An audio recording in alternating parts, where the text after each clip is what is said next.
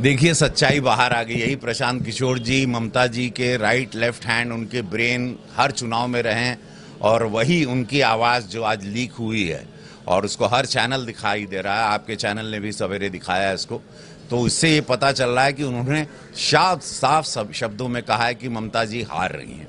ममता जी बुरी तरह हार रही हैं इसलिए कि उन्होंने एक समुदाय, वहाँ मुसलमान समुदाय के लिए उन्होंने हमेशा एक आवाज़ उठाई या जो भी किया, या एक तुष्टीकरण किया, ध्रुवीकरण किया, जिसके लिए हमेशा भारतीय जनता पार्टी पर एक अनासे आरोप लगता है कि हिंदुत्व की राजनीति करती है। लेकिन आज एक बात सत्य सामने आ गई सबके कि ममता जी बुरी तरह हार रही हैं। खुद उनके लोग और वो पूरा चैट लीक हुआ है, पूरा देश सुन रहा है। चौथे चरण का चुनाव भी है, वोटिंग बहुत बम्पर हो रही है।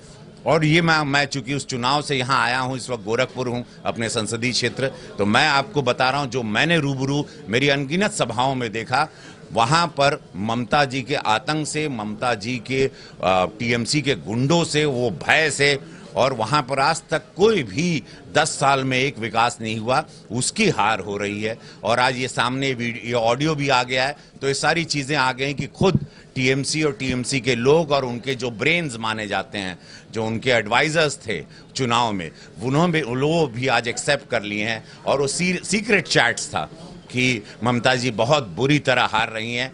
2 मई को दी गई।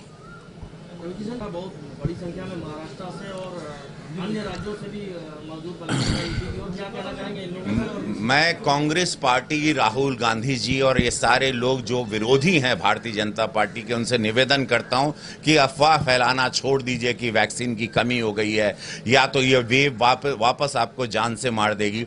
परसों यशस्वी प्रधानमंत्री नरेंद्र मोदी जी के भाषण पर सबको गौर करना चाहिए। उन्होंने साफ शब्दों में कहा है कि देश लॉकडाउन की तरफ नहीं जाएगा। यहाँ पे सिर्फ एक कर्फ्यू लॉकडाउन होगा, उसको कोरोना कर्फ्यू कहा जाएगा और उसका समय है रात को। तो ये आप लोग जहन से निकाल लें। जितने भी हैं मेरे यहाँ उत्तर प्रदेश या बिहार के लोग, आप लोग ध्यान से सुने। जितने भी मजदूर भाई बहन हैं, कि आप लोगों को कहीं राज्य छोड़ने की ज़रूरत नहीं है।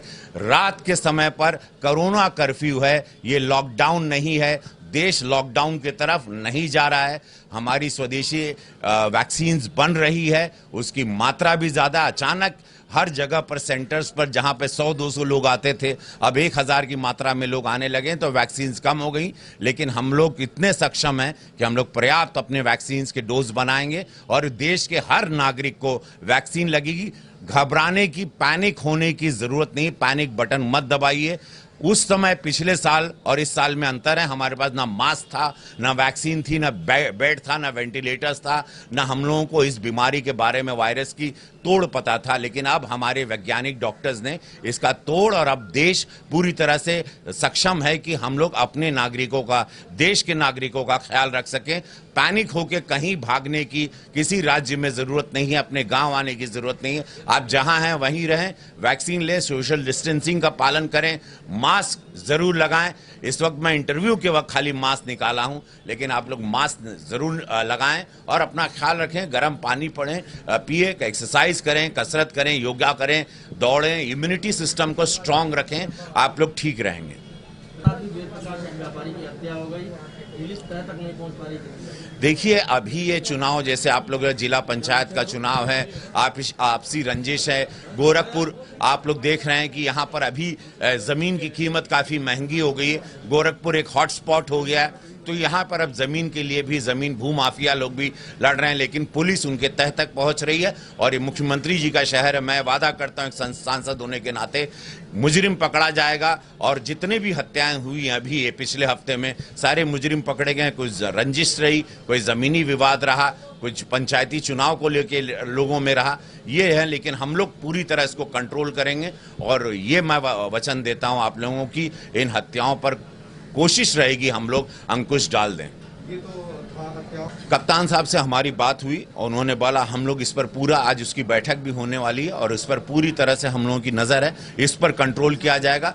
किसी भी तरह से गलत चीज़ों को गोरखपुर या पूर्वांचल या उत्तर प्रदेश में बढ़ने नहीं दिया जाएगा। ये पूज्य महाराज जी का प्रदेश है, यहाँ के मुख्यमंत्री हैं और वो अपने कानून, अपने प्रशासन और अपने वे ऑफ वर्किंग को लेके पूरे देश में